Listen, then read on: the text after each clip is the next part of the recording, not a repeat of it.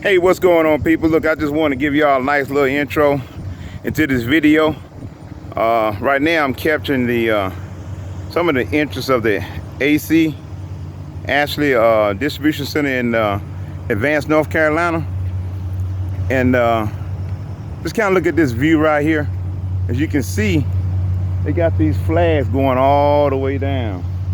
And as you can see, we got our symbol on the building where it's always going to say is the world's largest manufacturer of furniture, right? Yeah, so I just want y'all to catch this, and I'm gonna talk to y'all a little bit, and I'm gonna tell y'all about this. Is going on, I think, in my 6th or 7th week of being here with Advance, and I just want to kind of give you a recap of what my week was like. First started out pretty trying week, to be honest with you.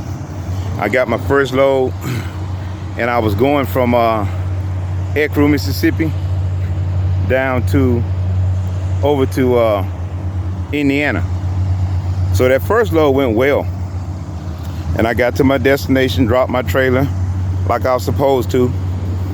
But once I got there, I got another load that was picking up over in Indiana. It was about 250 miles deadhead. So I deadheaded there to the load and got there, and guess what had happened? Well, come to find out, that load had been booked already. I mean, not been booked, but it had already been picked up and by another carrier. Now this was a backhaul load, and it was a C.H. Robinson load. So it really wasn't no doing of Ashley, just, you know, stuff that happens when you booking loads like that. So once I got there and pick up the load, and they told me that it had already been picked up, of course, no sense in me sitting there arguing with them about that. I just went head on and called my dispatcher and informed them of what was going on. If y'all can see, that's me over there parked in it. That's me over there in the shade while I do this video. So after I called them and told them that the load had already been picked up, they told me to hold tight. Well, of course, I looked up to see where was the closest truck stop, and that's where I was headed to, because I didn't want to just be sitting at the shipper like that. So while I was en route to the pilot, which was probably about 8 miles from there, by the time I got to the pilot, then they sent me over another dispatch for me to pick up about another 250 miles away, which was in Illinois. So I headed to Illinois to pick up that particular load, and guess what? When I got to that particular spot to pick up the load, things didn't add up. The name on the building wasn't correct, so I went back and just verified that I was, first of all, at the right location. And once I verified that I was at the right location, then I called dispatch and I informed them that something is not right. I'm at the location, and of course they pulled up on the GPS to see exactly where I was at, and they confirmed that I was at the right location. Now on the building, it had a totally different name from the name that I had on my information for the pickup. So that was a red flag. And I had a problem about maybe 3 hours left. So, and it was supposed to be a facility that was loading 24 hours. And it showed on my dispatch assignments that I could pick up to 23:59. And I got there around about 10:30. So I was there at an ample enough time to pick up this load. And then I was gonna go find somewhere to park and do my 10 hours break. But of course it didn't work out that way. And sometimes things are gonna happen just like that, drivers. Y'all know that. And I just want to back up and say, now, had I been an owner operator or an independent contractor, I'd have been scratching my head. Because number one, it was about 2:30, which means I'd have to find another load. And which would have posed to be a difficult task being so late in the evening. Now, of course, they give you what they would call a TON, which is a choke order not used. That means that they would have paid $150 just because I showed up to the site to pick up their load. But if I was an owner operator or independent, that load probably is gonna be paying me $1,500, which means I would have lost that revenue. And on top of that, I had to find another load. So the $150, although it's something, it wouldn't have been enough to compensate me for my efforts of that day, and I wouldn't have been able to be productive as I would have hoped to be. So those are one of the things that being a company driver, of course, that was on Ashley them to figure out the next move. Now, mind you, I've already had gotten 270 some miles, I think, for deadheading there. So I already had, I'm gonna get paid for that regardless. Okay, now keep in mind too, that I had to deadhead another 200 and some miles to the next one. Now, all in all, for me, it was a good day because I got about 500 and some miles. They were deadhead miles, but I get paid the same. Deadhead or loaded, I'm gonna get paid the same miles. Of course, for Ashley and them, there was something that they had to figure out. Now, mind you, that the load that I delivered initially at first, if they would have deadheaded me back to Air Crew, it would have been less miles. You see what I'm saying? But that's not the way that they work. They don't want to deadhead you all the way back to the DC every time you drop a load. Their goal is to maximize their movement. And I get that. I really do, because that's the name of the game. So I actually got paid for all of my time that day. I got paid right at about 500 some miles, and I hadn't even picked up a load. Now, back to the last leg of that load, the one that I was picking up in Illinois, once I called dispatcher, and again, I just want to show you all the facility. Huge facility. Yeah, clean. You don't see no trash all over the ground or nothing like that. They keep their grounds good, man. And I like that presence. I like cleanness. Now, I like the fact that they invest in their stuff. They invest in the equipment. They invest in their facilities.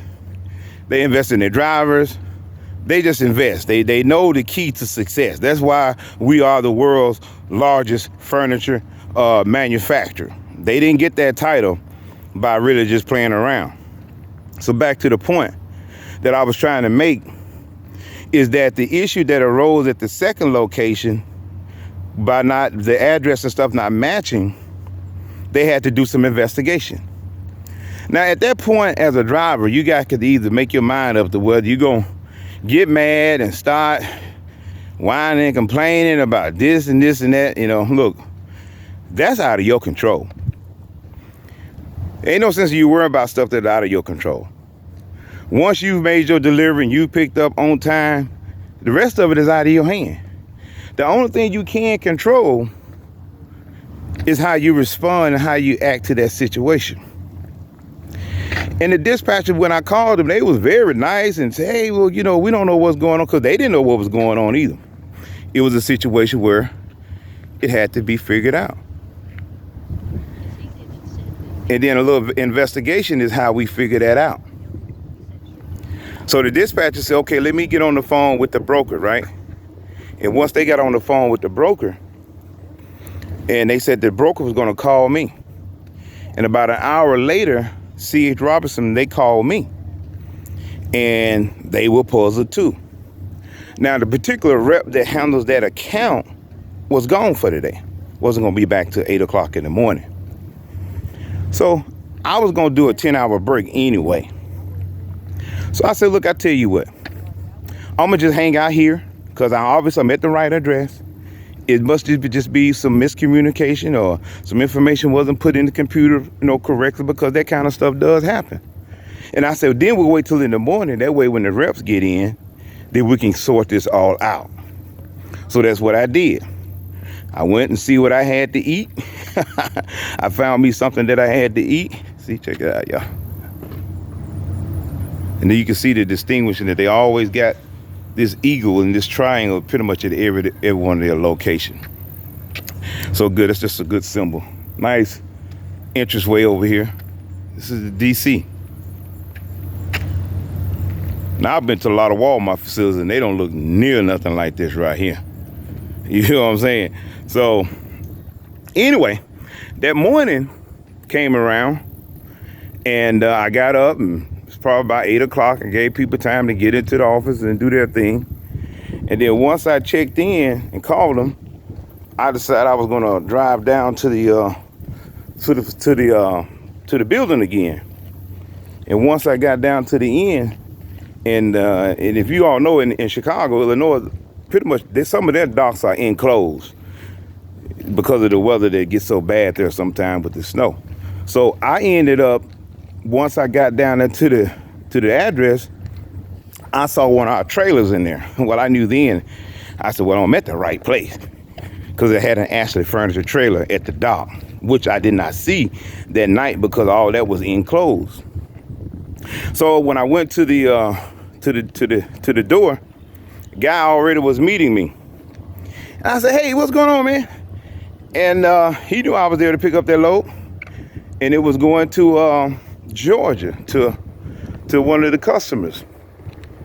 And so he told me, he said, just, drop the empty trailer over there and hook up to that trailer. I'm like, okay, cool. Now, coming to find out, the name on the door was a totally different name, but I was at the right spot. You feel me? So once that was confirmed, I was good to go. So I went in, got my paperwork, and hooked to the trailer, did my pre-trip and all that, and I was on my way. And so the problem was solved.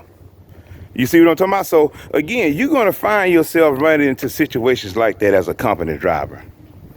And when you run into situations like that as a company driver, you got to know that stuff happens and it's out of your control. The only thing you can control is how you respond to that. And because of having the right attitude, responding in the proper manner, everybody was very cordial. They apologized and boop de whoop and all that. I'm like, okay, cool, no big deal. Hey, I got the load. I got paid for those miles of deadheading, right? And I still got my load that I needed to get going to Georgia.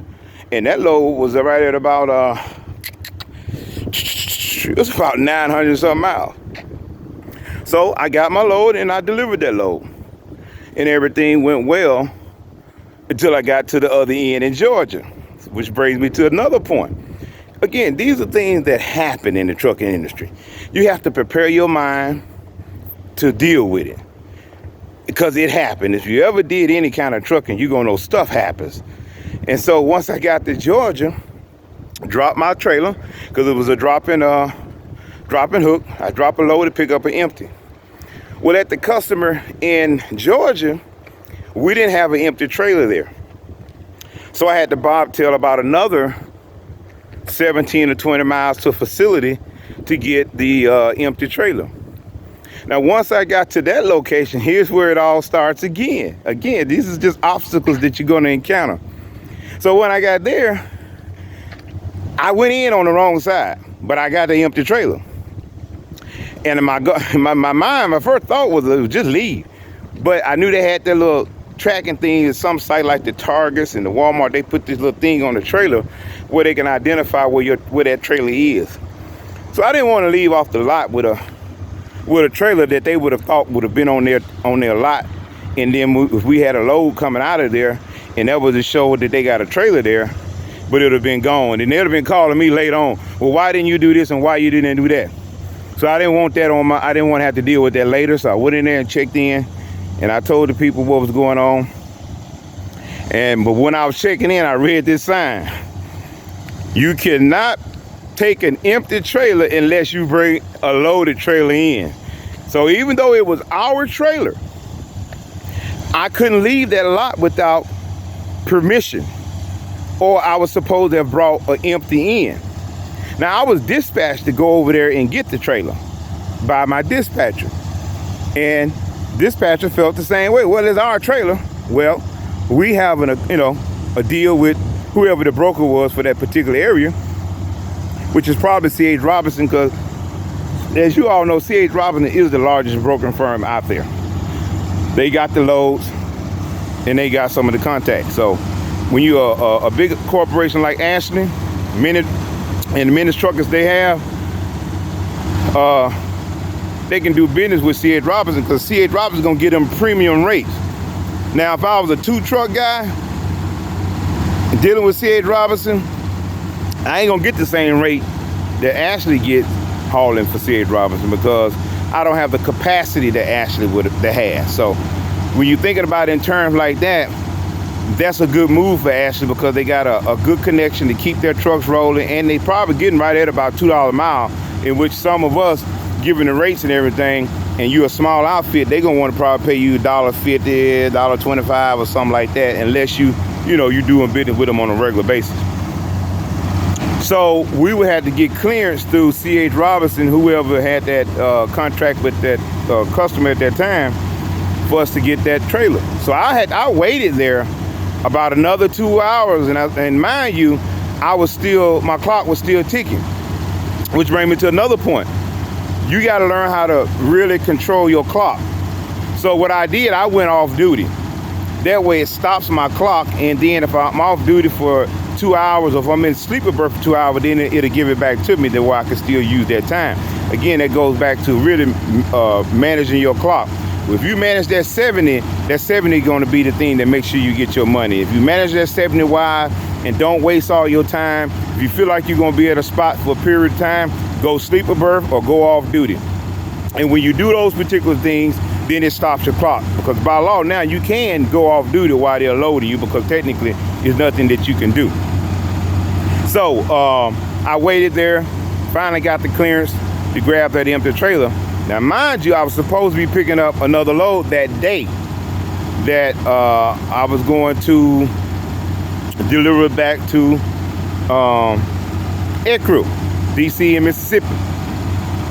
So I had to wait till the following day, which was cool because I already did my miles for that day, but I like to stay ahead. I was going to be at the shipper to get loaded. Now, mind you, I still got to that shipper, but they weren't gonna load me till that morning. So I drove, and I got maybe 2 miles from it, found a little mom and pop truck stop, and I went there and I crashed for the night, and then I just eased on down the road and grabbed that load. Now here it is again.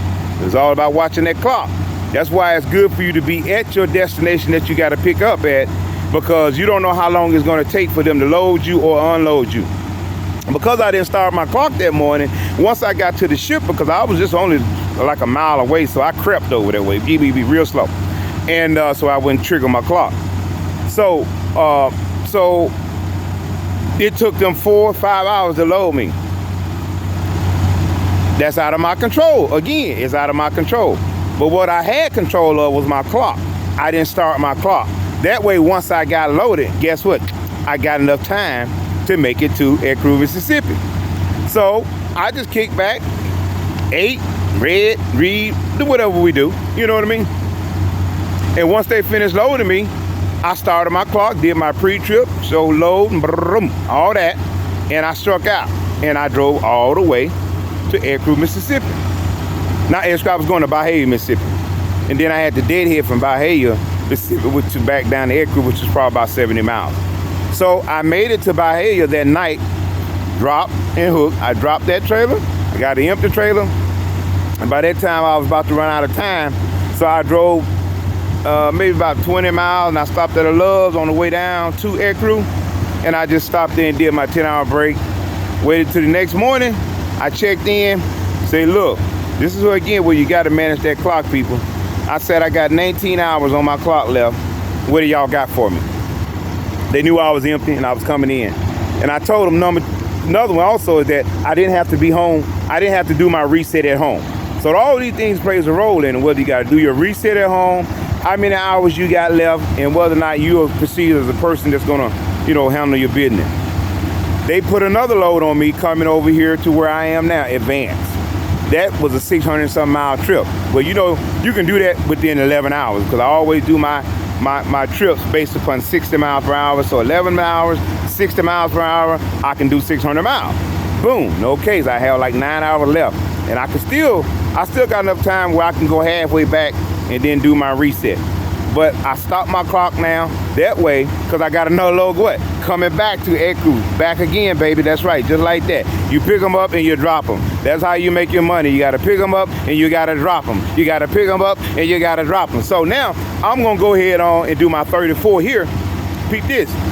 I planned it so perfectly that by the time my 34 is over with, I got enough time to make it back to Ecru because I think I got a delivery time by 3 o'clock Monday.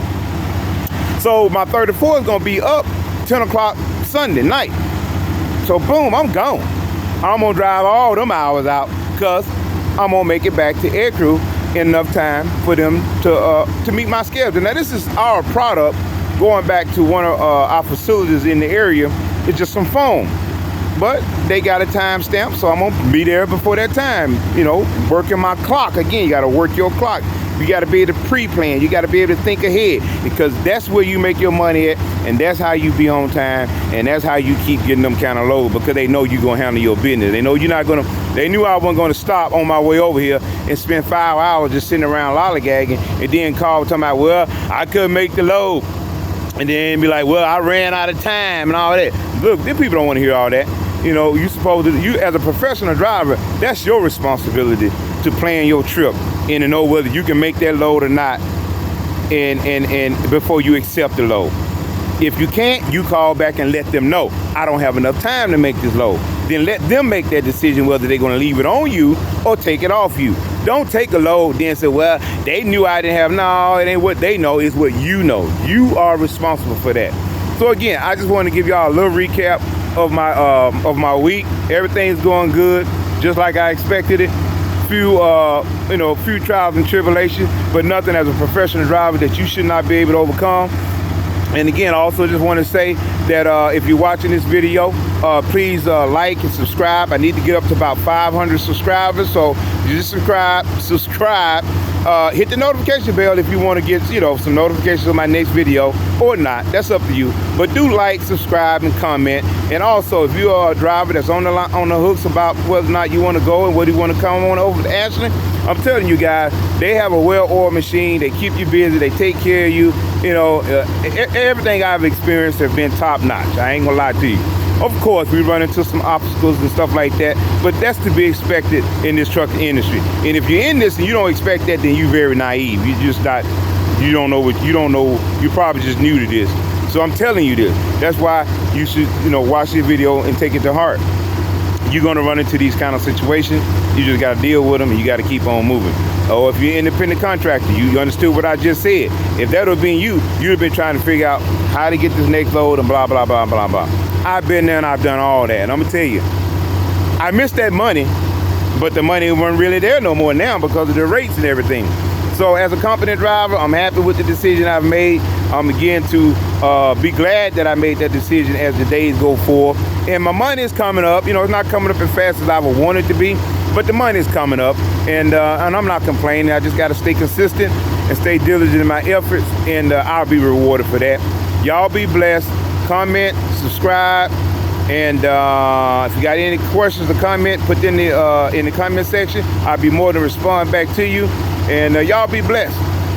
And they would say, keep the rubber down and the chrome up. Out of here.